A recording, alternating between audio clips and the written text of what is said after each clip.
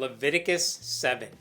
God is almost done with his list of rules for different kinds of offerings, with extra rules about eating fat and blood. But then I'm sure we can maybe get back to how everyone was going on an exodus. You forgot about that, didn't you? We were in the middle of wandering the desert before God interrupted with this rule book. These are the regulations for the guilt offering, which is the most holy.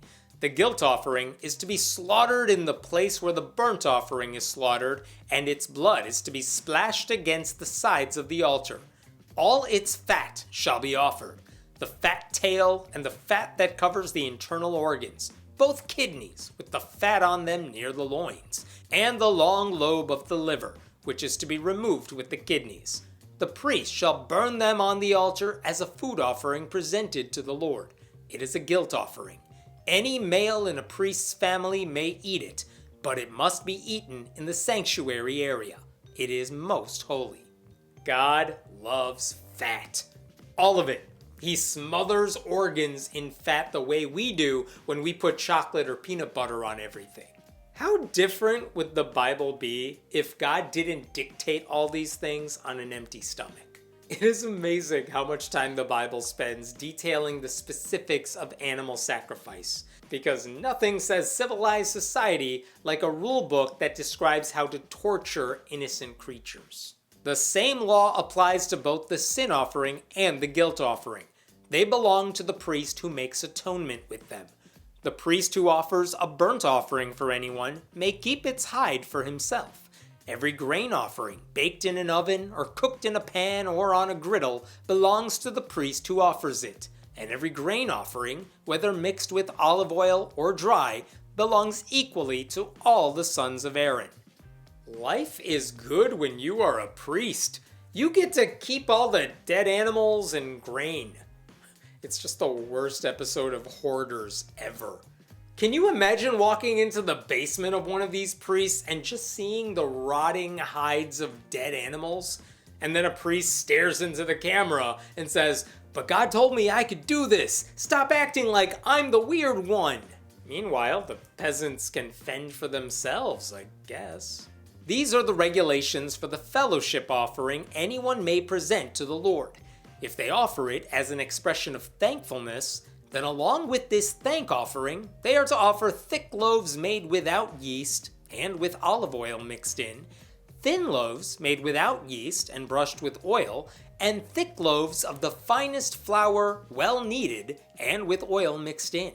Along with their fellowship offering of thanksgiving, they are to present an offering with thick loaves of bread made with yeast.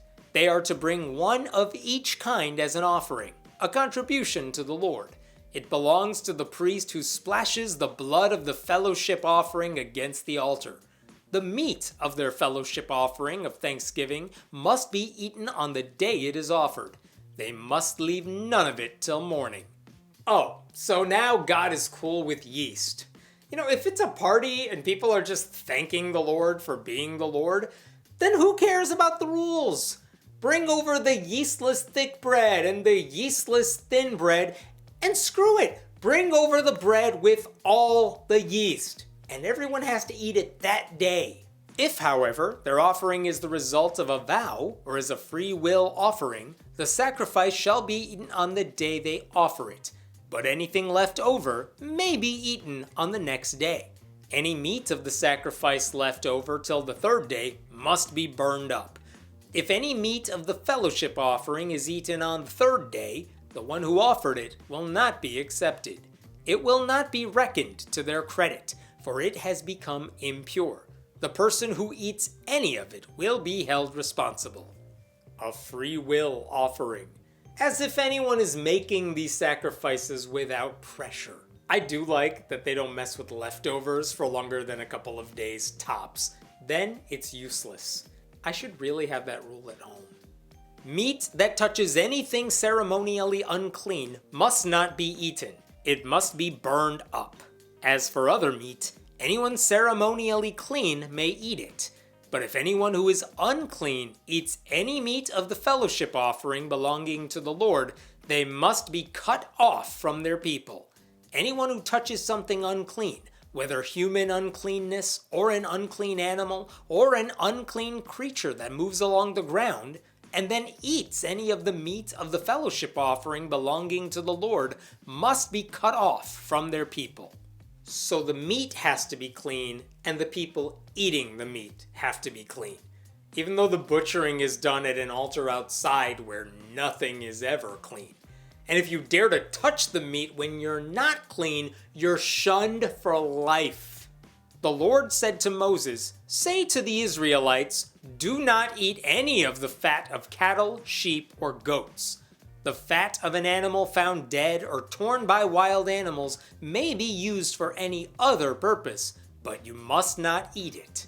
Anyone who eats the fat of an animal from which a food offering may be presented to the Lord must be cut off from their people.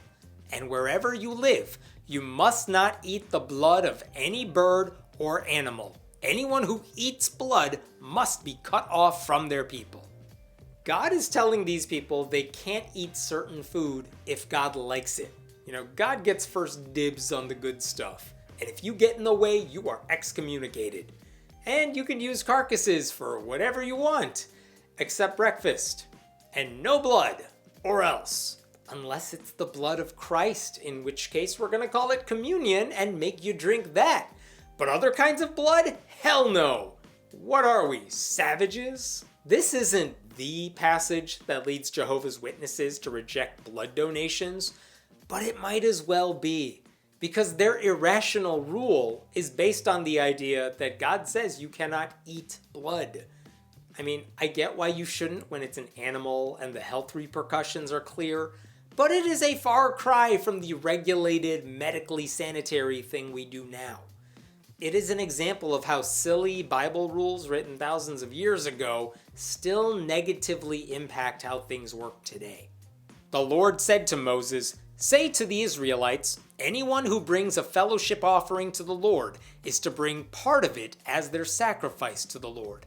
With their own hands they are to present the food offering to the Lord.